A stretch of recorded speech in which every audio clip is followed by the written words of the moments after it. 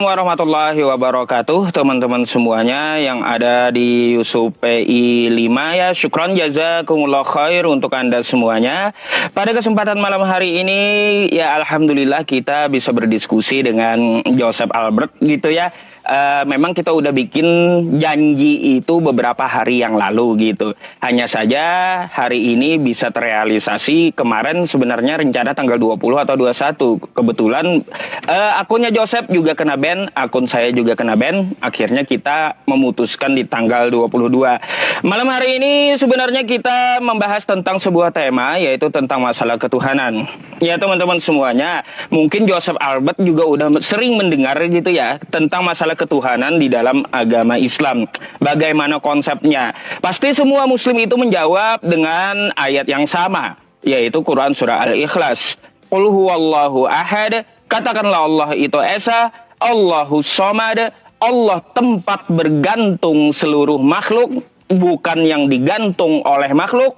Lam yalid wa lam yulad, dia tidak beranak dan tidak pula diperanakan. Walam yakul lahu kufuwan ahad, tidak ada yang setara dengan dirinya. Kalau kita melihat pula ke ayat yang lainnya ya kawan-kawan, Quran surah As-Saff ayat 11, laisa kamitslihi syai' wa huwas samiul basir. Dia berbeda dengan segala sesuatu. Makanya ulama kita menjabarkan mukhallafatul lil hawadits, dia itu berbeda dengan sesuatu yang baru dan berbeda dengan makhluknya. Jadi kalau berbicara tentang masalah konsep ketuhanan di dalam agama Islam, buang jauh-jauh dulu pemikiran Anda bahwa Tuhannya umat Islam itu sama dengan manusia. Ya, buang dulu jauh-jauh pemikiran seperti itu. Bahwa Tuhannya umat Islam itu sama dengan makhluk. Tafakkaru fi khalqillah, pikirkanlah ciptaannya, wala tafakkaru fi dzatillah. Jangan kau pikirkan zatnya. Kenapa seperti itu? Karena otak kita kecil, di tempurung kepala ini kecil. Lebih besar ruangan saya daripada isi otak saya. Kan gitu. Lebih besar ruangan saya daripada isi otak saya. Alih-alih mau memikirkan zat yang sangat besar, maha agung, maha tinggi, maha suci, otak kita nggak nyampe. Lalu bagaimana cara mengetahui bahwa Allah itu ada? Maka kita akan melihat ayat-ayat Al-Quran, dalil-dalil Al-Quran, gitu ya teman-teman. Nah, berkaitan tentang masalah adakah konsep selain tauhid di dalam agama Islam? Di luar agama Islamnya tidak ada konsep tauhid. Satu-satunya konsep tauhid itu di agama Islam, teman-teman. Makanya kita menolak konsep-konsep yang lainnya. Seperti contoh ya, 3 dalam 1. Laqad kafaral ladzina qalu innallaha salisu salasah. Sungguh telah kafirlah orang yang mengatakan Allah 3 dalam 1 atau menunjuk Allah salah satu dari 3. Oke? Nah, itu adalah konsep yang ditolak di dalam agama Islam. Jadi qul huwallahu ahad itu harga mati ya teman-teman semuanya. Bentar ya. Sep, mohon maaf nih, kenapa kau kena apa, Sep? Pelanggaran atau gimana? Kenapa aku disuruh hapus kamu ini? Sep, Joseph, mic-nya, Sep. Saya dihapus. Maksudnya saya ngapain? Ini kamu kena visibilitas nih di layar, lihat. Kena visibilitas kamu. Saya nggak ada ngapa-ngapain sih. Makanya nih ku bacakan ya. Live Anda tidak memenuhi syarat untuk direkomendasikan dan telah dibatasi dalam hasil pencarian selama 10 menit ke depan karena Joseph Albert Michael tidak mematuhi standar kelayakan fit untuk Anda. Kenapa? Promosi apa ya? Bentar, promosi apa ya? Alasannya perilaku dan ujaran kebencian. Kamu ngomong aja nggak ada kok kena gitu. Iya. Yeah. That's the biggest question that I should deliver to Muslim. Ya udah, saya turun dulu berarti, saya matikan dulu. Kita ulang. Baik. Berarti. Oke. Aneh itu. Kayaknya latarmu yang kena itu. Enggak. Latar saya terbiasa live seperti ini selama 2 tahun tidak jadi masalah. Terus apa? Kenapa hindari mempromosikan stereotip negatif katanya? Nggak tahu, mungkin silahkan tanya sama teman-teman Islam. Kita lanjut aja. Berarti ini waktu saya berarti. Ya silahkanlah lanjut ke kamu. Oke. Oke. Oke, ini di accept ya. Oke. Oke, teman-teman ya. Salve, shalom teman-teman semuanya di dalam kasih karunia Tuhan kita Yesus Kristus. Bismillah, wal ibn warahil qudus alillahi wahid. Kita langsung saja membahas tentang konsep ketuhanan iman kekristenan. Ketika di dalam diskusi tadi bahwa Yusuf PI mengatakan kami menegaskan dengan kalimat dalam surah Al-Ikhlas ayat pertama sampai dengan 4 ya. Qul huwallahu ahad, Allahu samad, lam yalid walam yulad walam yakul lahu kufuwan ahad. Sebenarnya kalimat tauhid la ilaha illallah itu bisa ditemukan di dalam 1 Korintus 8 ayat 5 sampai dengan 6. Bagaimana Rasul Paulus sendiri yang dibenci oleh Islam, yang sebenarnya ini juga kesempatan bagi saya untuk menanyakan dan menagih hutang dari Yusuf PI terkait kebencian dari mana Islam membenci Rasul Paulus. Sebab fakta yang saya terima, awal mula Islam membenci Rasul Paulus itu dari datanya Syiah yang waktu itu sempat dibawa oleh Yusuf PI, dan saya meminta itu untuk mengingatkan kepada Bang Yusuf ya untuk ditampilkan pada teman-teman di sini. Oke, saya tampilkan di layar datanya karena ya memang beban pembuktian bagi pembicara untuk menampilkan data bukan hanya sekedar narasi dan asumsi meskipun sudah disebutkan ayat-ayatnya. Kita lihat di sini dalam 1 Korintus 8 ayat 6, di sini ada kalimat la ilaha illallah. Kita baca di sini bahwa Rasul Paulus menegaskan bahwa hanya ada satu Allah, yaitu siapa? Ilahul wahid wa huwal ab, dialah Bapa. Bahkan di sini Rasul Paulus menegaskan kalau teman-teman Islam gak ngerti bahasa Arab, meskipun Allahnya menghendaki kalian mengerti bahasa Arab, dikatakan sebab sungguh pun apa yang disebut Allah baik di surga maupun di bumi, dan memang benar ada banyak Allah dan banyak Tuhan. Namun bagi kita hanya ada satu Allah saja, yaitu Bapa. Lihat di sini. Ya, wa la ilaha illahul wahid. Bagi kita hanya ada satu Allah saja, itu siapa? Bapa. Kita lihat di sini dalam konteksnya pemahaman tentang Yesus Kristus ketika berbicara mengenai tadi juga Yusuf PI mengatakan bahwa sebentar saya lihat dulu tadi. Hampir lupa saya hadis yang dikutipnya itu. Tafakkaru, pikirkanlah perkara tentang ciptaan. Jangan engkau pikirkan hal-hal yang berkaitan dengan zat. Jadi di dalam hadisnya Muhammad itu mengatakan bahwa lebih baik kita memikirkan apa yang ada di sesama kita daripada kita memikirkan tentang Allah. Dan ini sebenarnya teman-teman, kalau Anda baca Alkitab secara komprehensif dan Anda mengetahui, lihat dalam Kolose 3, Muhammad itu memutarbalikkan apa yang dikatakan oleh Rasul Paulus. Baca di sini. Karena itu kalau kamu dibangkitkan bersama dengan Kristus, carilah perkara yang di atas di mana Kristus ada duduk di sebelah kanan Allah. Pikirkanlah perkara yang di atas, bukan yang ada di bumi itu. Sebab ajaran Islam, saya selalu tegaskan, mereka membawa yang ada di bumi di surga, sebab di surganya penuh kenikmatan. Sedangkan di kami, ajaran tentang kesempurnaan di surga itu diajarkan di bumi. Makanya doa Tuhan Yesus jelas, jadilah kehendakmu di atas bumi seperti di dalam surga. Ini hadis saya suka sekali. Ini memutarbalikkan Kolose 3 ayat 1 sampai dengan 2 dengan sangat jelas. Muhammad sangat membenci Rasul Paulus. Bahkan ketika kita melanjutkan misalkan berbicara mengenai ketuhanan dalam konsep kekristenan, kita akan mengambil data dari Profesor Dr. Benjamin Sommer. Profesor Dr. Benjamin Sommer adalah Bible and Ancient Semitic Language. Dia adalah seorang rabi dari orang Yahudi. Dia adalah pengajar dari orang Yahudi, di mana dalam videonya menegaskan bahwa ketuhanan versi orang Kristen adalah ketuhanan yang berkelanjutan. Kita lihat di sini. Nah ini. Separate from God, but is also God. That sounds like very strange language, but when you're familiar with the fluidity model from the ancient Near East, which di sini dikatakan bahwa jika kamu familiar, jika kamu sangat-sangat membaca apa yang sudah ada di dalam tradisi orang-orang kuno di masa timur, termasuk Judaism, kamu akan familiar dengan konsep logos. Maka dari itu, ketika berbicara mengenai Islam, bahwa Allah tidak serupa dengan makhluk, seperti di dalam lam yalid wa lam yulad, bagaimana mungkin Allah tidak serupa dengan makhluk? Sementara di dalam surah Hud ya, di dalam surah ke-20 ayat 39 sebentar. Surah 20 ayat 39, ini saya sudah buka. Allah memiliki mata. Nanti mungkin kita bisa lihat kalau waktunya cukup, Allah juga mempunyai wajah, mempunyai tangan. Bagaimana Allah bisa tidak serupa dengan makhluk? Sementara di dalam surah Toha ayat 39 Allah memiliki mata. Tapi beginilah Islam, mereka tidak mau jujur dengan terjemahan di mana di sini dikatakan bahwa aini, al-aini ini diterjemahkan sebagai pengawasan. Sementara kalau Anda buka dalam Al-Maidah, kita buka dalam Al-Maidah misalkan. Al-Maidah ayat yang ke-45 kita baca bahwa di sini kata aina wil aini ini diterjemahkan sebagai mata. Bagaimana mereka menutupi fakta bahwa Allah ternyata juga punya mata? Oke.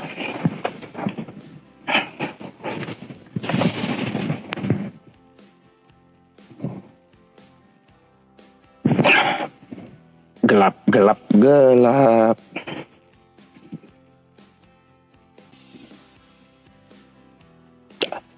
Oke, terima kasih ya Joseph atas beberapa framingannya tadi. Akan saya jawab satu-satu dulu. Untuk masalah Paulus, out the topic, nanti kamu bisa meminta atau mengajukan kembali tentang masalah Paulus karena ketuhanan yang kita bahas pada kesempatan kali ini. Ya, untuk masalah literasi Paulus. Sebenarnya saya masih simpan. Ya kalau kamu mau, nanti silakan angkat lagi biar tidak out the topic gitu ya. Terus yang kedua, tentang masalah Allah punya tangan, Allah punya wajah, Allah punya kaki. Ya, maka di dalam ilmu ulumul Quran, kita mempunyai namanya salah satunya ilmu takwil. Ya, Sep ya. Karena ada sebuah ayat, lam yalid wa lam yulad, dia tidak beranak dan tidak pula diperanakan, artinya beda dengan makhluk. Ya, walam yakullahu kufuwan ahad, dia itu tidak setara dengan apapun. Jadi jangan kau samakan ketika kamu membaca wajah Allah, wajahnya sama dengan manusia. Bukan kayak gitu konsepnya. Terus apabila kamu melihat Allah mempunyai tangan di dalam Al-Quran, membaca seperti itu, jangan kau pikir, wah ini sama nih, ya dengan tangan-tangan manusia, ya tangan jahil manusia. Beda gitu, karena ada ayat tadi yang kubacakan, laisa kamitslihi syai' wa huwas samiul basir, dia berbeda dengan segala sesuatu. Ya, contoh pentakwilan yang paling mudah gini ya, tentang masalah tangan atau masalah wajah. Ya, kalau masalah tangan, raja itu memerintah dengan tangan besi. Apakah tangan raja adalah besi? Kan tidak. Tangannya ya tetap tangan seperti kita, bukan tangan besi. Artinya apa? Raja itu memerintah dengan sangat kejam. Bukan berarti tangan raja itu berbentuk besi. Ya, begitu ilmu takwil. Ya. Nah. Jadi kalau kamu membaca wajhullah, habis itu yadullah, kan kayak gitu ada di Al-Quran. Ingat, ya ingat sekali lagi, laisa kamitslihi syai' wa huwas samiul basir. Dia berbeda dengan segala sesuatu. Makanya kita disuruh ya mengenali diri kita agar kita paham akan Tuhan kita.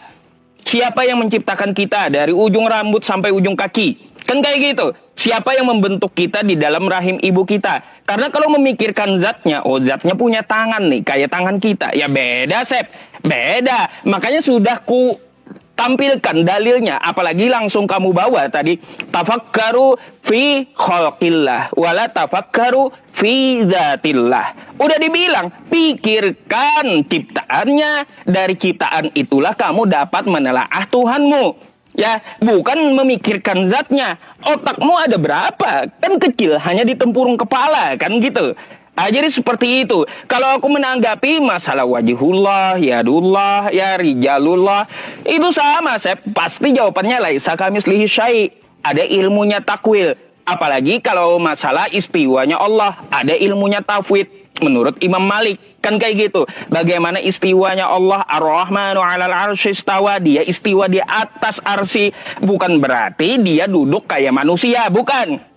Nanti punya pantat pula disebut. Kan gitu. Ya, artinya apa? Tidak seperti itu pemahaman umat Islam. Jauhkan dulu, ya Sep lah ya. Jauhkan dulu konsep ketuhanan atau tauhid itu kamu pikirkan seperti milikmu. Allah punya wajah, kamu punya wajah. Allah punya tangan, kamu punya tangan. Itu namanya mujasimah. Mujasimah namanya, menyamakan Allah dengan makhluk, dengan benda seperti itu.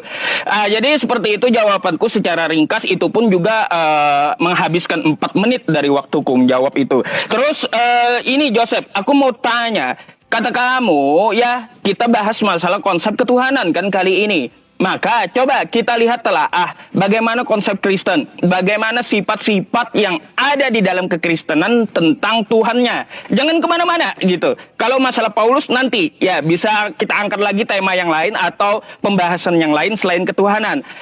Aku ingin bertanya kepadamu di dalam Mazmur 82 ya nih. Ya, Mazmur 82, Mazmur Asaf. Allah berdiri dalam sidang ilahi. Di antara para Allah, ia menghakimi. Aku bertanya, jika Tuhan kamu itu Esa, kenapa Tuhan kamu bikin sidang? Dan para Allah di sini, ada berapa Tuhan gitu yang hadir? Tolong kamu jelaskan, aku nggak ngerti betul ayat ini. Allah bikin sidang, terus dihadiri oleh para Allah. Ini ada berapa Tuhanmu? Silakan.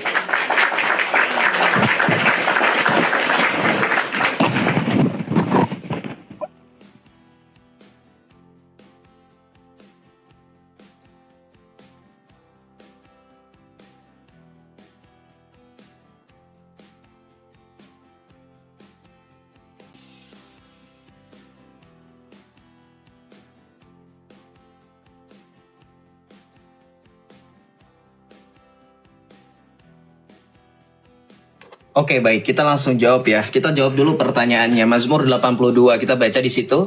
Mazmur Asaf, Allah berdiri dalam sidang ilahi di antara para Allah yang menghakimi. Pertanyaannya ada berapa Allah? Ya, itu kan ada tulisannya, Yusuf PI. Itu ada tulisan Allah besar dan Allah yang kecil, para Allah, Elohim. Ini untuk menegaskan bahwa Allah di situ bukan merujuk kepada suatu proper, suatu pribadi, melainkan gelar. Makanya inilah kalau misalkan dalam bahasa Ibrani dari susunan kalimat tersebut itu digunakan Elohim. Elohim yang pertama ditunjukkan kepada Allah Sang Pencipta. Karena kata yang dipakai itu nisaf, bukan nisafim, yaitu plural. Sedangkan Elohim yang kedua yaitu para Allah itu digunakan kata yang plural, yang artinya hakim-hakim. Jadi kalau ditanya Allah itu Esa, Esa itu tidak satu absolut mutlak. Kalau kamu misalkan mempermasalahkan di situ para Allah di situ untuk kepada sidang ilahi, ya Elohim. Dan ingat ya, itu tidak bisa diterjemahkan atau diartikan secara literal. Kalau misalkan Islam mempermasalahkan, oh kita harus menerima hukum takwil, harus menerima ilmu takwil. Loh, kenapa mereka membaca Alkitab mereka mau memaksa pakai secara literal? Tapi ini yang mau saya bantah. Kalau kamu memaksakan atau kamu mengatakan bahwa hukum takwil itu ada dan itu menyerupai mujassimah, salah. Itu merupakan salah satu bagian dari akidahnya Ibnu Taimiyah, di mana Ibnu Taimiyah ulama kamu juga mengemukakan bahwa Allah memiliki wajah ya. Jadi saya tadi sempat terkesima 4 menit menjelaskan tapi 4 menit tidak mendengarkan apa-apa gitu. Maksudnya tidak mengetahui dalilnya di mana gitu. Di sini dikatakan bahwa di dalam buku ya, di dalam bukunya Ibnu Taimiyah mengatakan bahwa zat Allah memiliki anggota-anggota tubuh dan memiliki susunan-susunan. Ini Ibnu Taimiyah ulama kamu. Saya bolak-balik ya, buka data. Tolong hargai effort saya, tolong bantah semua data saya dengan data juga. Jangan congorullah ya. Karena saya bukan Allah. Saya tidak perlu mendengar firman kamu. Saya perlu mendengar dan juga membaca data kamu. Itu sebab kamu takut di Superboy, karena kalau di Superboy pakai data. Kemudian kamu bilang bahwa jangan bawa-bawa Paulus ya. Kalau begitu kamu jangan bawa-bawa Muhammad dalam hadis yang tidak make sense itu tadi. Pikirkanlah perkara mengenai ciptaan, jangan pikirkan mengenai Allah. Kalau begitu ngapain kita bahas tentang Allah? Kena kan? Kalau begitu ngapain kita bahas tentang Allah kalau kamu nggak boleh disuruh mikir tentang Allah? Ini kan lagi mikir tentang bagaimana konsep Tuhan. Blunder nggak kira-kira? Kamu ngapain membawa hadis itu sementara kamu sedang memikirkan konsep Allah? Sedang berpikir. Terus ngapain? Saya ngobrol sama kamu. Jadi gini, saya mau bantah juga bagaimana kamu mengatakan bahwa Allah itu di dalam Alkitab, di dalam Al-Qur'an, di dalam surat yang kamu tadi bawa, laqad kafarul ladzina qalu innallaha tsalitsu tsalatsa.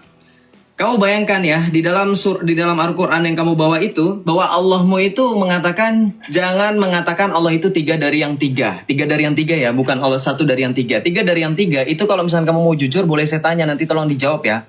Siapa yang menafsirkan 3 dari 3 itu adalah pemahaman kekristenan. Sementara tafsir itu banyak mengatakan Tuhan Bapak, Tuhan Ibu, Tuhan Anak. Dan lagi di dalam surah Al-Quran, bagaimana Isa sendiri ditanya oleh Allah, wahai Isa, apakah engkau yang menyatakan bahwa engkau telah menjadikan dirimu dan ibumu sebagai Tuhan? Bagaimana mungkin Allah dikatakan laisa kamitslihi syai'un wa huwas samiul basir, sementara di dalam Al-Quran Allah perlu bertanya kepada Nabi Isa, apakah Allah kamu tidak maha tahu? Kenapa dia harus tanya kepada Nabi Isamu? Itu yang kedua, kalau misalnya Allah kamu berbeda dengan makhluk. Yang selanjutnya adalah ketika Allah kamu dikatakan berbeda dengan makhluk, ingat takwil itu baru ada tahun keberapa. Sementara di dalam surah Hud ayat yang pertama, Al-Quran diturunkan sejelas-jelasnya. Bagaimana mungkin Al-Quran diturunkan sejelas-jelasnya harus meminta bantuan manusia untuk menafsirkan, mentakwilkan. Itu membantah Al-Quran kamu sendiri, Allah kamu sendiri.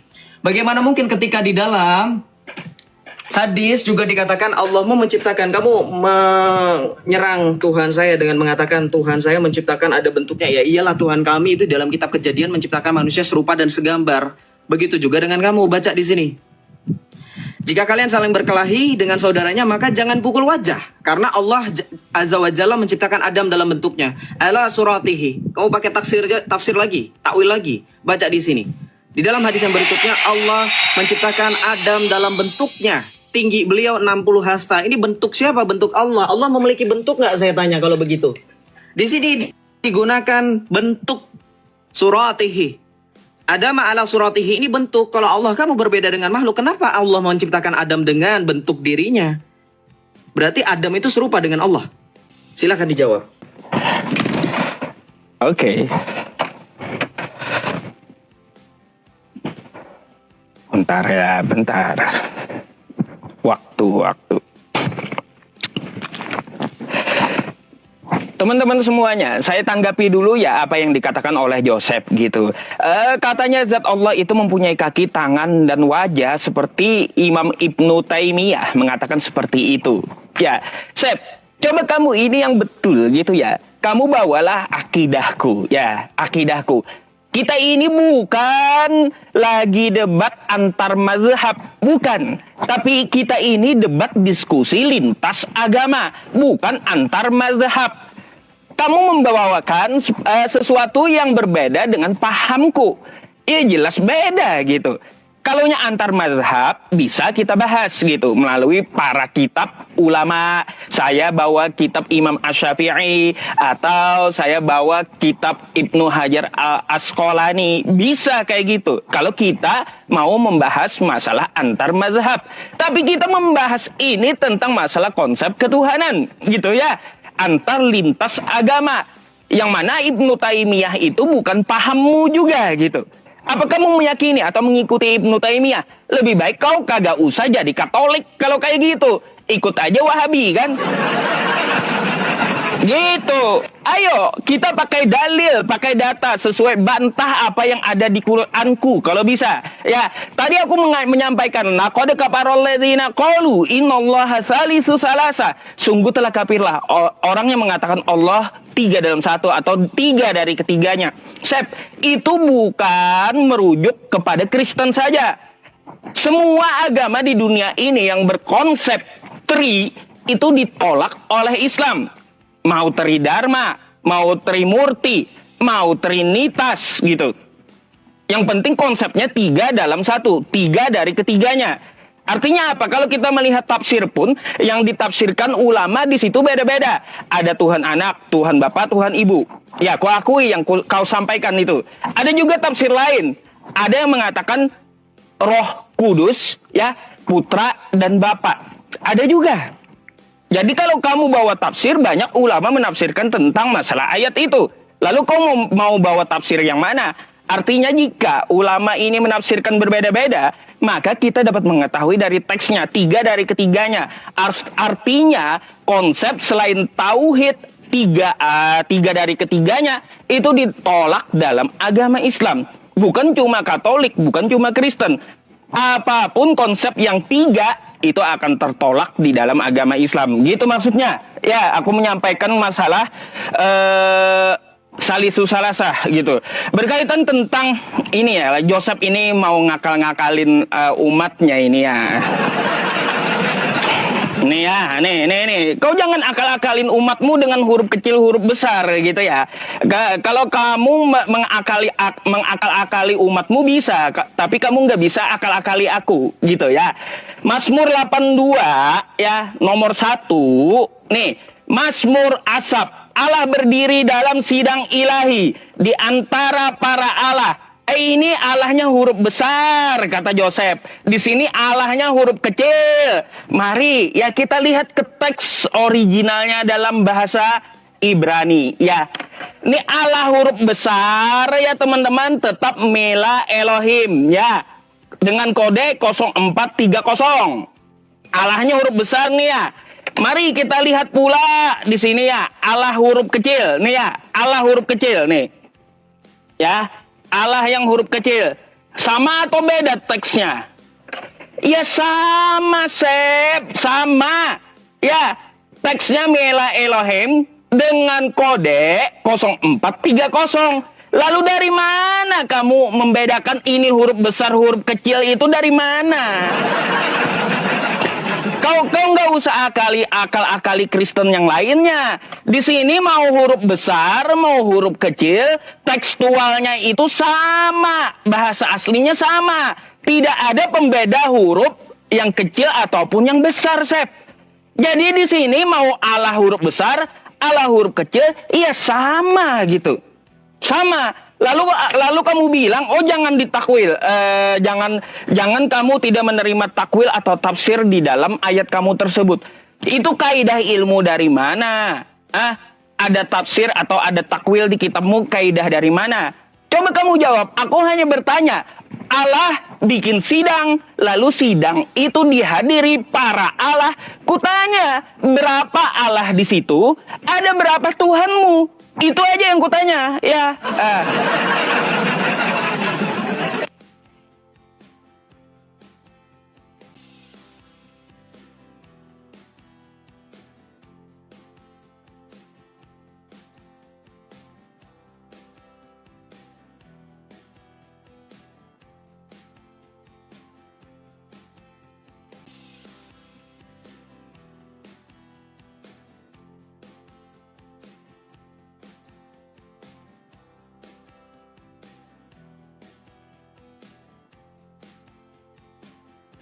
Sorry, Sep, suara kamu nggak keluar, Sep.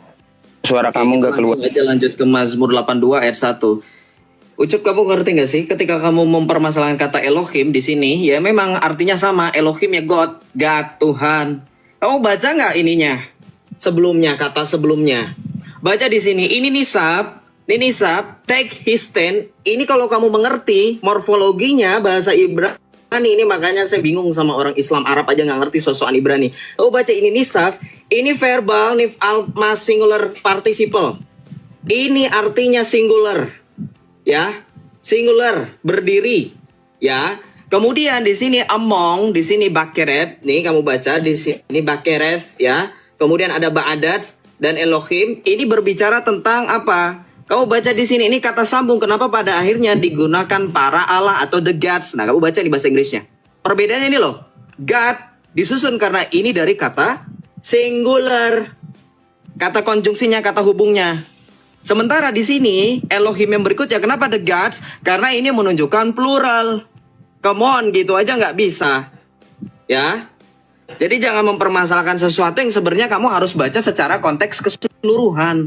Saya sudah bilang. Baca secara keseluruhan nih. Ini sudah ada. Kalau kamu mempermasalahkan dari situ, ini juga sama pakai bahasa Ibrani. Nih. Bible Hub. Oke. Yang selanjutnya. Kamu bilang di dalam surah yang kamu bawa itu tadi surah Al-Maidah ayat 73. Laqad kafarul ladzina qalu innallaha salisu salasa. Ya. 3 in 1 katanya. Hanya di dalam Kristen. Gak hanya dalam Kristen. Ada di Hindu. Ada di mana-mana katanya. Di mana buktinya, faktanya.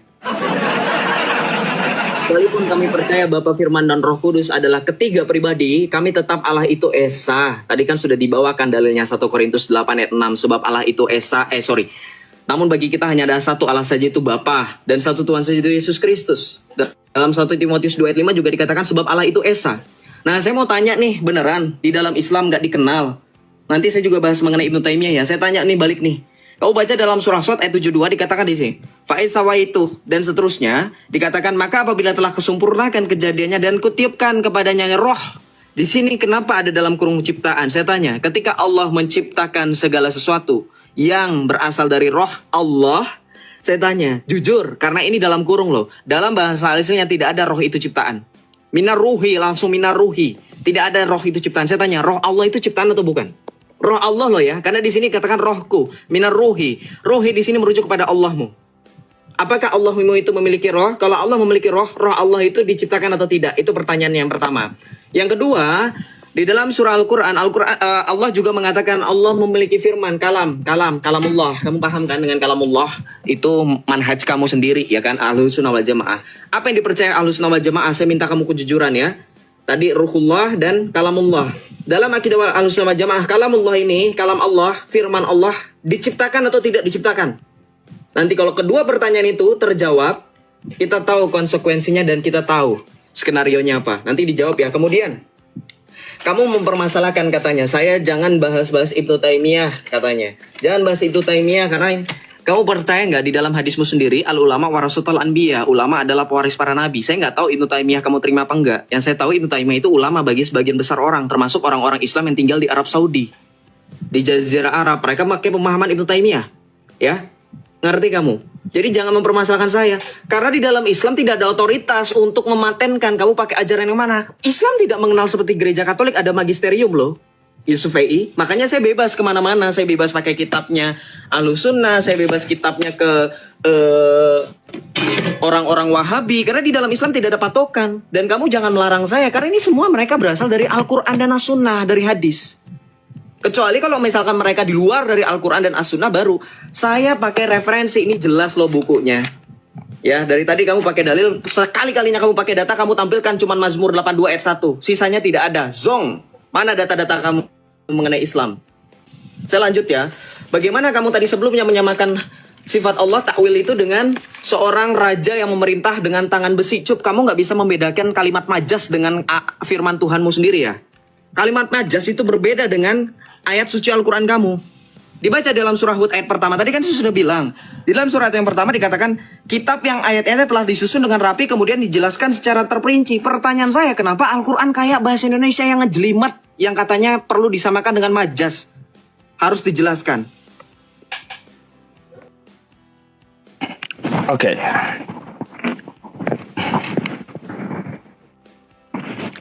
Ini berkaitan tentang, bentar ya, belum waktunya.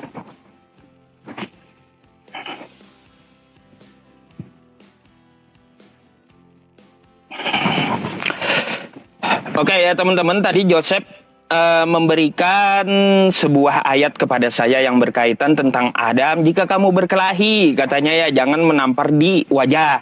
Karena Allah menciptakan manusia, menciptakan Adam dari bentuknya. Ya gini gampang cara memahaminya itu, Sep. Ya, ketika kita menggambar sesuatu, ya, kita menggambar sesuatu, lalu gambar ini kita jadikan sesuai bentuk gambar kita, bukan sesuai bentuk gambar diri kita. Makanya kau pahami itu.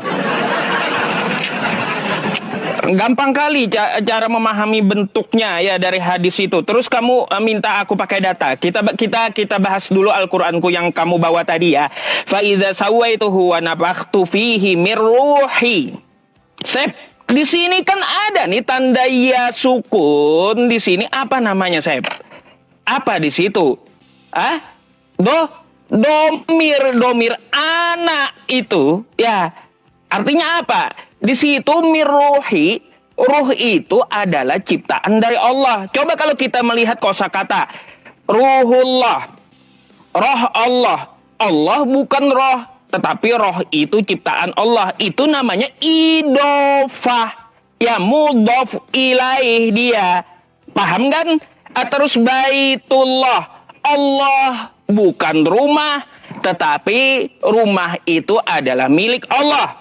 Itu sama tuh, ya. Baitullah itu idopah, kata yang disandarkan gitu. Contoh juga hamba Allah, abdullah. Hamba bukan Allah, tetapi seorang hamba itu mengabdi kepada Allah. Itu artinya idopah. Makanya ditulis di sini dengan domir kosakata ganti miruhi, ya, ruh dariku. Artinya apa? Ruh yang ditiupkan ke Adam itu berasal dari ciptaannya. Bukan berarti dia adalah ruh, ya, bukan. Apabila kamu mengatakan Allah itu ruh, maka akan bertentangan dengan Quran Surah As-Sajdah ayat 9. Quran Surah As-Sajdah ayat 9 juga dikatakan seperti apa? Coba kita buka As-Sajdah ayat 9 ya teman-teman. Nih. Summa sawwahu wa nafat. Nih, saya bacakan aja ya. Summa sawwahu wa nafakha fihi mir ruhihi. Lagi-lagi pakai domir, ya, pakai domir kata ganti pemilik. Artinya ada yang memiliki ruh tersebut. Kemudian dia menyempurnakan dan meniupkan ke dalam tubuhnya roh ciptaannya. Karena roh ini kan adalah kosakata kata ganti pemilik, ya, miruhi gitu. Artinya apa? Ada yang menciptakan ruh. Gitu maksudnya, ya. Aduh, pelajari dulu dah ya kamu tentang masalah isim domir ya. Kalau mau paham miruhi, Abdullah, Baitullah, atau seperti apa yang ada di dalam Quran. Karena apa? Kamu seperti itu aja anak SD pun itu memahami, kelas 4 udah diajari. Aduh, mungkin Josephnya kagak ngerti domir, teman-teman. Ya, nggak ngerti domir. Berkaitan tentang masalah apa lagi yang dia permasalahkan? Biar saya bagi aja waktunya ya, biar sempat juga ke Bible-nya ya, teman-teman. Tadi Mazmur 82 Joseph menjelaskan dalam bahasa Ibrani, ya, the God seperti apa saya jujur kurang mengerti gitu. The God kenapa jadi larinya ke Allah gitu ya. Terus para Allah itu larinya kemana? Siapa di situ yang dimaksud? Saya agak bingung dengan penjelasan dia memakai bahasa asli yang teman-teman ngerti nggak teman-teman? Coba tulis di bawah. Yang ngerti nggak penjelasan dari Joseph tadi? Coba, para Allah itu kemana? Terus Allah itu kemana? 100% ya orang-orang mengatakan tidak ngerti penjelasan Joseph gitu. Heran, saya pun heran gimana cara memahaminya. Kalau bisa ya diperinci, ini Allah huruf besar kepada siapa, ini para Allah kemana, terus apakah mereka sama, itu yang ku minta rincikan. Sebenarnya aku ada pertanyaan satu hal ya Sep ya, satu hal kepada kamu. Jika bahwa konsep Trinitas itu udah diajarkan oleh para nabi, sebelum Yesus turun, nabi mana Sep yang menyembah Roh Kudus? Kalau Tuhan itu roh, ya silakan. Jawab pertanyaanku, nabi mana yang menyembah Roh Kudus?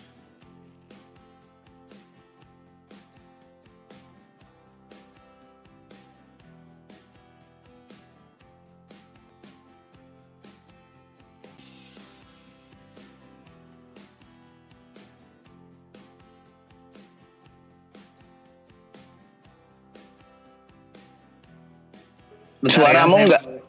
Ya, suara. Konfirmasi dulu. Ini serius, saya diajarin isim domir dan kemudian apalagi ini tertulisnya idofah ya dan seterusnya. Mana ada domir pakai yi sukun? 14 isim domir. Isim domir itu bentar saya efek ketawa dulu sama kamu ya. Domir itu apa? 14. Ada 14. Ana, antum, antuma, hiya, dan seterusnya. Mana ada yi sukun? Ya sukun jadi domir. Ini orang Arab ketawa. Domir itu kata ganti teman-teman. Sama seperti bahasa Inggris. He, she, it. Dia laki-laki, dia perempuan. Mana ada dalam bahasa Arab yi itu merujuk kepada domir? Domir, saya tidak berbicara domir. Saya tahu itu merujuk kepada Allah. Yang saya permasalahkan, jangan bahas idofa. Kamu nggak ngerti kan, nggak masukkan. Yang saya permasalahkan... Ya, di situ rohnya Allah itu diciptakan atau tidak? Kamu bilang diciptakan, oke. Sekarang saya minta datanya. Di mana kamu bisa menafsirkan roh Allah itu ciptaan? Sementara di dalam terjemahan yang kamu tampilkan itu dalam kurung. Kalau kita mau jujur-jujuran, karena saya lebih menghargai Anda sebagai seorang ustadz yang harusnya lebih paham bahasa Arab. Kata ciptaan dalam bahasa Arab itu artinya apa? Dari kata ha, lam, dan qaf, ya kan? Dari situlah asal muasal kata kholik, artinya sang pencipta. Karena kata ciptaan artinya holako. Di situ ada nggak kata holako? Bahwa rohnya Allah yang ditiupkan itu ciptaan. Nggak ada. Itu dalam kurung. Kamu jujur itu tampilin ya. Dari mana datanya? Kemudian yang berikutnya, kamu katakan bahwa saya langsung tampilkan Bible Hub yang tadi. Kamu bilang 100% orang nggak percaya. 100% kamu punya waktu untuk survei sebegitu banyaknya penonton ya. Hebat Islam. Dibandingkan untuk menjelaskan, dengerin. Saya jelasin sekali lagi, kamu ngerti ya. Kenapa jadi The Gods? Ini bahasa Inggris supaya kamu ngerti. Kamu paham nggak kenapa di sini pakai tambahan S untuk merujuk bahwa inilah ilah-ilah. Seperti dalam 1 Korintus 8 ayat 5 sampai dengan 6 yang tadi nih. Duh, saya bolak-balik. Kayaknya nggak diliatin sih. Jangan lihat catatan mulu, Ustadz. Ustadz liatin datanya Joseph. Jadi Josephnya nggak perlu bolak-balik. Ngejelasin nih. 1 Korintus 8 ayat 5 baca. Sebab sungguh pun ada apa yang disebut Allah. Baik di surga maupun di bumi. Dan memang benar ada banyak Allah. Dan banyak Tuhan. Jadi dalam perjanjian lama Mazmur 82 ayat 1 dan 1 Korintus 8 ayat 6 suratnya Paulus pun mengakui ada banyak Allah. Karena Allah yang dimaksud itu gelar. Ustadz paham nggak sampai di sini? Jadi di sini ada kata El Bakeref, ini merujuk kepada Allah yang banyak itu. Sementara Allah yang kamu maksud yang tulisannya gede yang saya tadi bilang, itu menggunakan tehisten misab, ini yang tadi saya bilang, ini untuk menunjukkan singularity. Nih. Ya, nisab ini menunjukkan singularity, artinya kesatuan. Allah yang dimaksud ini Allah sang pencipta, beda dengan Allah yang ini. Paham? Oke, kalau nggak paham juga Islam ya, karena di dalam kamus saya ada 3 tingkat pemahaman ya, ada 3 tingkat pemahaman. 1 paham, 2 tidak paham, 3 Islam. Lanjut ya. Kemudian kamu mengatakan ketika berbicara mengenai hadis yang kamu permasalahkan tadi. Ini Allah diciptakan dalam bentuknya. Kamu bilang katanya, ini kamu samakan seperti seseorang menggambar sesuatu. Saya mau tanya sama kamu seriusan menyamakan Allah menciptakan manusia dengan kita menggambar sesuatu? Kalau gambar tentu pakai sketsa nih, saya sketsakan dulu wajah kamu. Nih Yusuf PI, saya pakai peci. Memang belum tentu gambarnya sama. Berarti kamu mau mengatakan Allah menciptakan itu kayak manusia. Pak lihat gak jelas, gak sesuai dengan gambarannya. Duh, kasihan banget banyak blundernya ini Ustadz. Allah kamu jelas menciptakan. Jangan kamu tafsir. Ini hadis, bukan Quran. Harusnya kita bahas asbabul wurud, bukan tafsir lagi. Ini hadis loh, bukan Quran. Allah Azza wa Jalla menciptakan Adam dalam bentuknya. Bentuk siapa ini? Bentuk Allah, berarti Allah punya bentuk. Nah, dilanjutkan tinggi beliau 60 hasta. Berarti kalau Adam tingginya 60 hasta, tinggi Allah berapa hasta? Kalau dalam bentuknya 60 hasta, ya. Kemudian kamu mau mempertanyakan apa lagi? Mengenai Islam yang tadi saya tanyakan sama kamu. Tadi ada 2 pertanyaan kamu belum jawab ya. Ada 2 pertanyaan loh. Ruhullah itu belum jelas kamu. Kamu nggak bahas esensinya. Kalaupun memang diciptakan, pertanyaan saya ulang. Kalaupun memang diciptakan, mana datanya di situ? Di dalam surah Shad ayat 72 bahwa roh Allah itu diciptakan dalam bahasa aslinya. Karena dalam bahasa aslinya tidak ada kata ciptaan rohnya itu. Langsung merujuk domir. Itu saya tidak bahas, saya sudah tahu itu merujuk pada Allah. Yang kalamullah juga belum dibahas. Dijawab itu ya, silakan dijawab. Oh iya, nanti yang perjanjian lama itu ya, Roh Kudus. Nggak, cukup waktunya.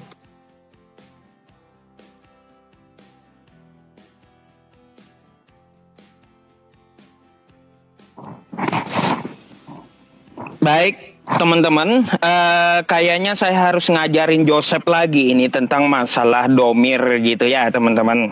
Ya, mana ada Yesukun itu isim domir, rupanya nggak ngerti domir mutasil dia gitu ya. Kosakata dari ana ya, Sep ya. Isim domir mutasilnya itu Yasukun, Sep ya. Yasukun. Paham? Dari anak ini domir mutasilnya ya sukun. Makanya kosakata miruhi itu adalah domir mutasil yang dirujukkan kepada Allah. Artinya apa? Ruh itu milik Allah, ciptaan Allah. Makanya dari kosakatanya aja kenapa ada dalam tanda kurungnya ciptaan? Karena ruh yang ditiupkan itu dari Allah, dari ciptaannya gitu. Paham? Artinya apa? Ruh itu ada pemiliknya. Kalau ada pemiliknya, berarti pemiliknya yang bikin dari ruh tersebut. Makanya aku bilang, itu adalah kosakata idopah. Yang mirip-mirip kosakata disandarkan. Baitullah, abadullah, ya, terus ruhullah. Sama itu kosakatanya idopah dia. Kata yang disandarkan gitu. Masa domir aja harus, aduh, diulang-ulang gitu. Terus kata bentuknya. Serius kamu katanya itu kayak sketsa Tuhan kamu itu menggambarkan manusia. Nih, ya. Saya bukakan ini aja dah ya. Saya ini bukan ambil dari terjemahan selalu, Sep. Kalau ada sebuah hadis ya, saya akan buka kamus. Surah itu apa? Menggambar, melukiskan sesuatu, Sep. Ya, makanya suratihi itu bukan berarti bentuk sama dengan Allah, bukan. Tapi sesuai dengan yang dia lukiskan atau dia gambarkan, gitu. Oke? Nah, makanya saya pakai apa? Pakai nih, ya, kamus bahasa Arab. Terus sudah saya jelaskan domir itu seperti apa. Saya rasa ya cukup saya menjelaskan dua hal itu, dan Yosef pun saya rasa itu ngerti udah gitu ya. Terus perbedaannya dengan kitab Yosef masalah Mazmur 82 tadi. Saya heran ya, kata Yosef di situ itu adalah jamaknya Allah. Tadi di awal bilang Tuhan itu Esa, tapi tiba-tiba ada jamaknya Allah. Itu kayak gimana Seb jamaknya Allah? Terus kata kamu di situ ilah-ilah. Lalu kenapa terjemahannya jadi Allah? Ilah dengan Allah beda. Ya, ilah dengan Allah itu beda. Lalu kenapa di terjemahan Mazmur 82 itu Allah, bukan ilah gitu? Terus apa yang dimaksud para Allah? Jamak Allah. Berapa biji Tuhan kau kalau kayak gitu? Itu yang kutanyakan. Ya jangan kesana kemari gitu. Terkait tentang masalah pertanyaanku, Nabi siapa yang menyembah Roh Kudus? Itu belum kau jawab samaku. Belum kau jawab samaku. Nabi siapa yang menyembah Roh Kudus sebelum Yesus itu datang? Karena tadi tidak sempat gitu ya. Sebenarnya saya mau bawa satu pembahasan lagi. Kita memahami ya teman-teman. Ini adalah pertanyaan yang udah berapa lama yang saya pertanyakan dengan pihak kekristenan juga. Jika kamu merasa bahwa Tuhan itu maha adil, Tuhanmu yang jadi manusia itu maha adil, ya, ini pertanyaanku. Tuhan yang jadi manusia turun ke Yerusalem selama 33 tahun hanya di satu kampung di Nazaret saja gitu ya. Saya mau tanya ke Yosef, di mana konsep keadilannya seperti itu? Tuhan yang nongol di satu kampung itu. Di sini konsep keadilan bagi mata kita yang melihat dengan mata kepala ya, bukan melihat dengan hati. Nanti malah dibawakan katanya, beruntunglah, berbahagialah orang yang percaya namun tidak melihat. Bullshit itu. Bukan itu yang kumaksud. Mana keadilan Tuhan maha adilnya ketika Yesus turun di Yerusalem 33 tahun, hanya segelintir orang yang dapat melihat. Saya, Yosef, tidak dapat lihat Yesus. Itu di mana konsep keadilan Tuhanmu di mana? Gimana sih konsep Kristen ini ancur-ancuran gitu? Konsep keadilannya saja tidak bisa dibuktikan. Coba gimana? Tuhan yang jadi manusia, cara membuktikan konsep keadilannya bagi seluruh manusia gimana? Silakan.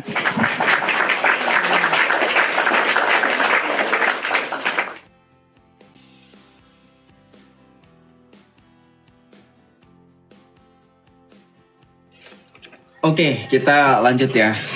Oke, kita lanjut ya. Kalau Anda bertanya dalam perjanjian lama, apakah nabi-nabi mengenal Roh Kudus? Tadi saya sempat di awal sudah tahu ya. Saya tampilkan Profesor Dr. Benjamin Sommer. Di situ seorang profesor, rabi atau pengajar dari Yahudi yang mengatakan bahwa dalam bukunya, nih kamu saya tampilkan ya.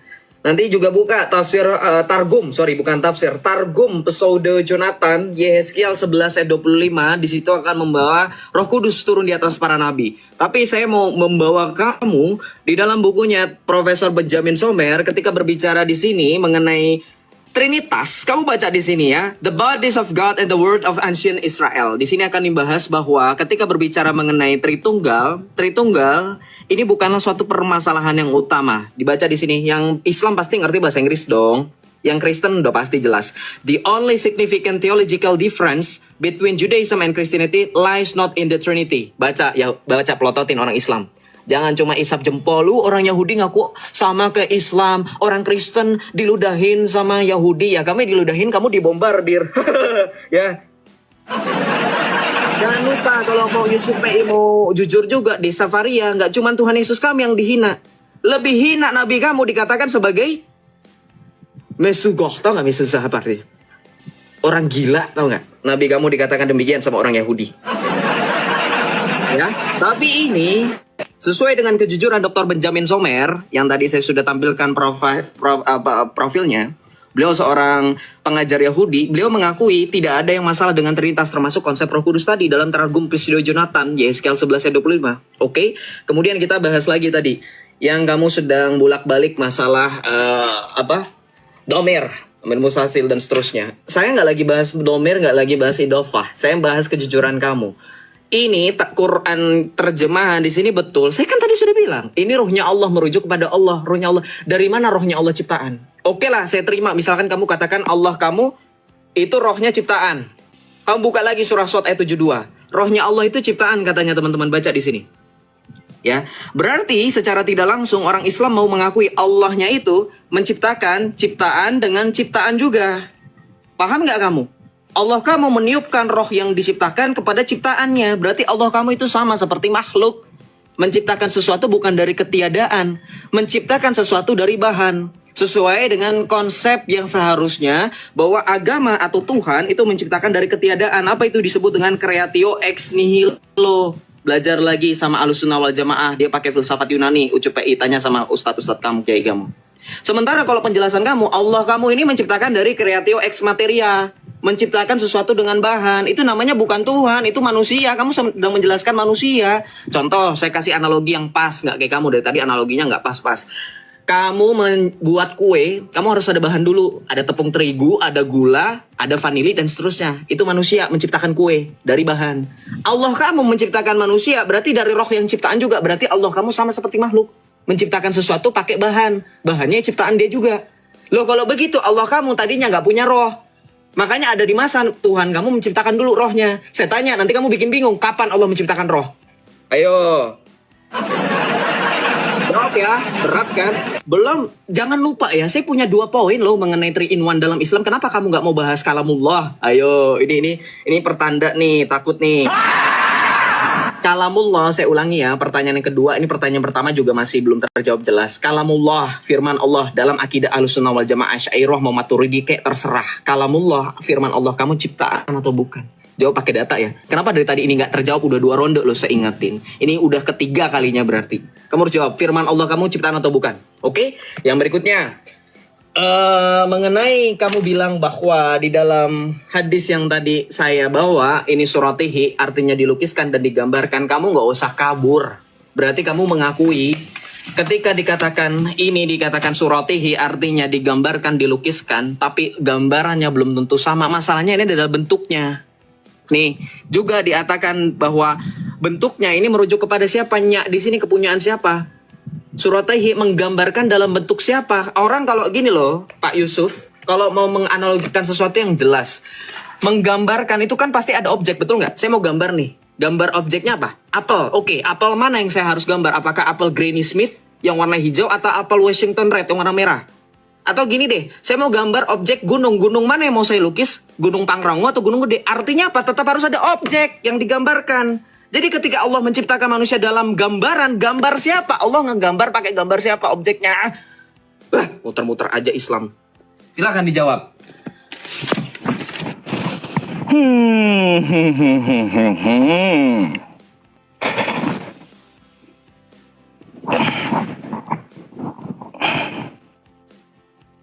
Aduh Joseph, saya jawab dulu tentang masalah gambar gitu ya.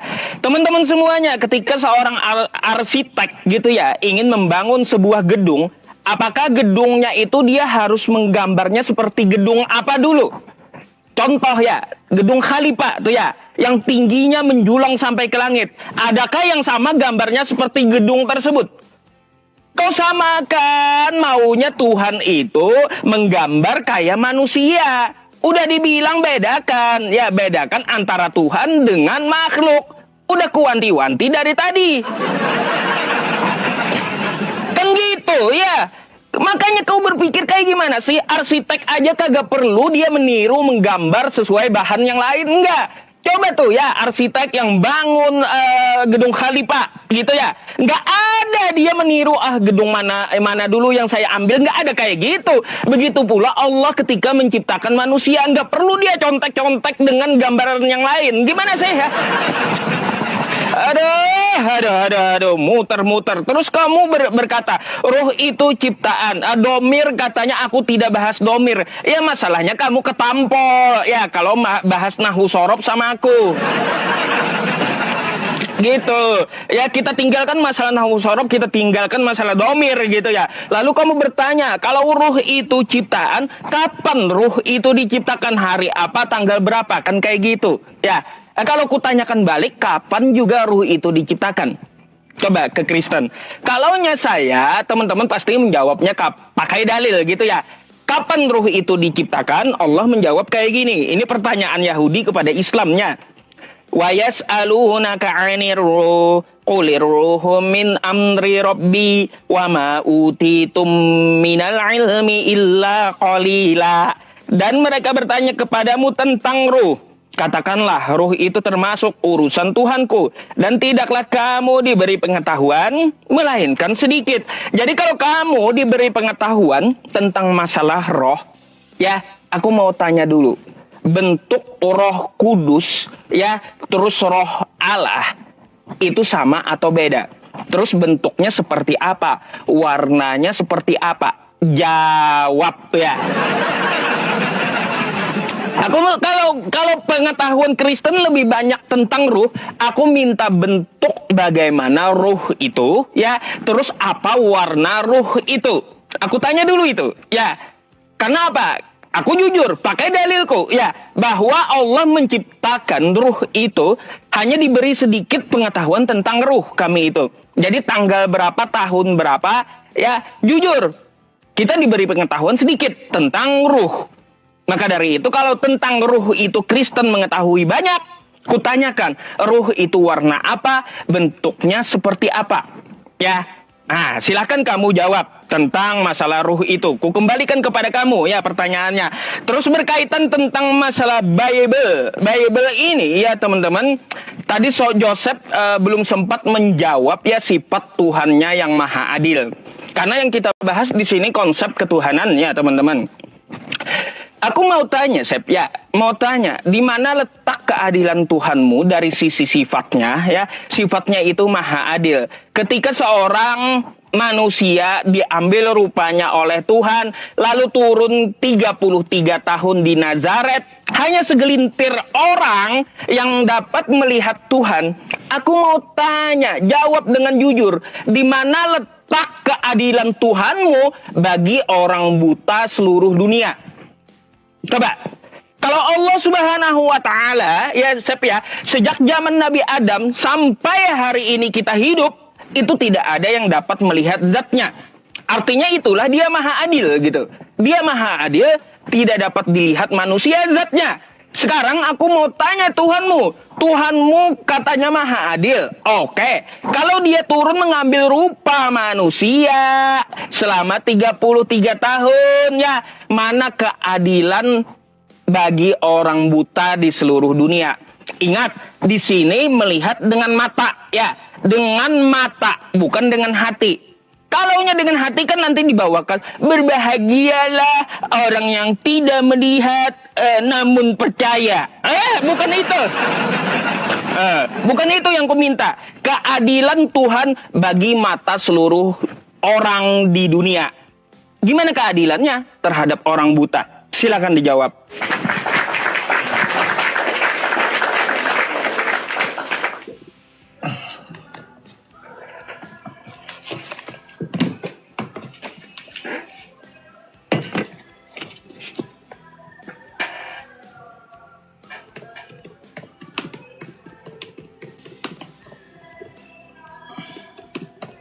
Waktunya, Sep. Waktu. Oke ya, kita langsung aja ya membahas tentang keadilan Allah. Betul, kamu mengutip Yohanes 20:29, justru adilnya Tuhan kami begitu. Berbahagialah karena kamu telah melihat maka kamu percaya. Berbahagialah orang yang tidak melihat namun mereka percaya. Kenapa? Karena di situ lihat secara fisik. Iman itu berbicara tentang dasar sesuatu. Ibrani 11 ayat 1. Kamu jangan congak-cengir. Adam sampai Muhammad atau sampai manusia terakhir nggak pernah ngelihat Allah, bohong, pendusta Islam. Ahlussunnah wal Jamaah kok menyangkali Allah bisa terlihat pakai mata. Ini nggak pakai data, cuman pakai congor, dipikir masjid kali ya. Ini itu room TikTok, bukan masjid. Kalau masjid kamu ngomong kayak gitu diaminin banyak orang, saya nggak apa-apa. Nih baca. Apakah Allah tidak terlihat oleh mata? Apabila seorang bertanya apakah ini, jangan kamu sangkali dari ini ya. Ini Ahlussunnah wal Jamaah loh. Kitabnya ulama kebanggaan kamu loh, Asy'ariyah loh. Nih, ya. Ini akidah Asy'ariyah loh, akidah kamu Imam Asy'ari. Kamu jawab ya. Kamu tadi berbohong, berdusta, Allah tidak terlihat secara mata. Kamu baca di sini. Mata kepala loh ini. Karena melihat Allah merupakan kenikmatan yang paling utama. Loh, berarti 33 tahun yang lalu Allah telah menampakkan dirinya itu adalah kenikmatan yang paling utama. Jadi orang Kristen udah tahu nikmat yang paling utama itu melihat Allah, bukan bidadari-bidadari montok ya. Oh, luar biasa. Jadi dalam Islam pun diakui. Kamu bilang katanya Allah nggak pernah kelihatan, Allah nggak pernah kelihatan, kata siapa? Aduh, ini TikTok ada apa lagi? Bentar. Oke, saya lanjut.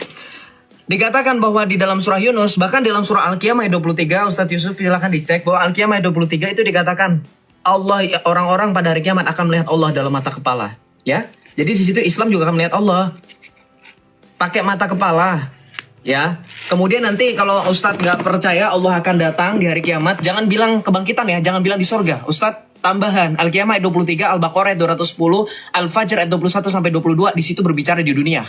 Bukan di surga. Karena nanti kalau kamu baca Al-Fajr 21-22, itu berguncang bukan di surga yang berguncang. Walaupun di surga ada berbagai macam merek kasur. Yang di situ ada bidadari montok diguncang. Bukan, tapi bukan itu. Baca di situ. Ya. Di situ dikatakan, kalla idza dukkatil ardu dakan ardu. Di situ merujuk kepada bumi. Tuhanmu datang, kelihatan secara mata. Berarti di Islam juga kelihatan. Jangan bohong ya.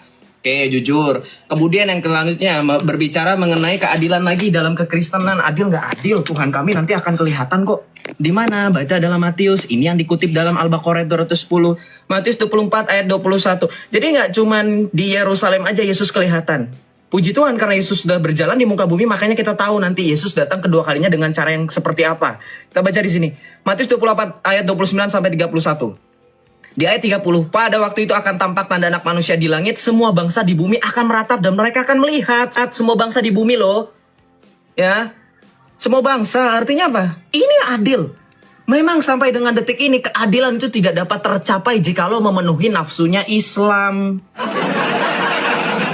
Makanya Tuhan Yesus jawab nanti pada saat kedatangan kedua kalinya pun, saya ulangi, ini ada dalam surah Al-Baqarah ayat 210 dan Al-Fajr ayat 21 sampai 22. Ini kalau Ustadz Yusuf Ibrani buka ya nanti ya, telaah sendiri. Ya. Oke. Baik, nanti lanjut juga di dalam kitab Wahyu, di sini juga dikatakan bahwa Tuhan Yesus akan datang segera. Ya, dan kenikmatan yang paling utama adalah bertatap muka dengan Allah di surga. Jadi ketika berbicara mengenai kedatangan Tuhan Yesus untuk kedua kalinya, Alkitab selalu konsisten. Dan nanti kalau misalkan ditanya bagaimana konsistennya Tuhan Yesus, bahkan pada saat penglihatan di Pulau Patmos oleh Rasul Yohanes, Wahyu 14 ayat 14 dibaca. Lalu aku melihat sesungguhnya ada suatu awan putih, dan di atas awan itu duduk seorang seperti anak manusia dengan sebuah mahkota emas di atas kepalanya. Luar biasa, penglihatan yang sama seperti pada saat nanti. Ya. Begitulah konsistennya Alkitab kami. Oh, kalau misalkan kurang dengan Matius 24 perkataan Yesus sendiri, kita baca dalam Matius 16 ayat 27 perkataan Tuhan Yesus begitu konsisten. Dalam Matius 16 ayat 27 Tuhan Yesus pun mengatakan hal yang sama. Nih, Matius 16 ayat 27 baca. Sebab anak manusia akan datang dalam kemuliaan Bapaknya bersama dengan malaikat-malaikatnya. Ini Matius 16 loh.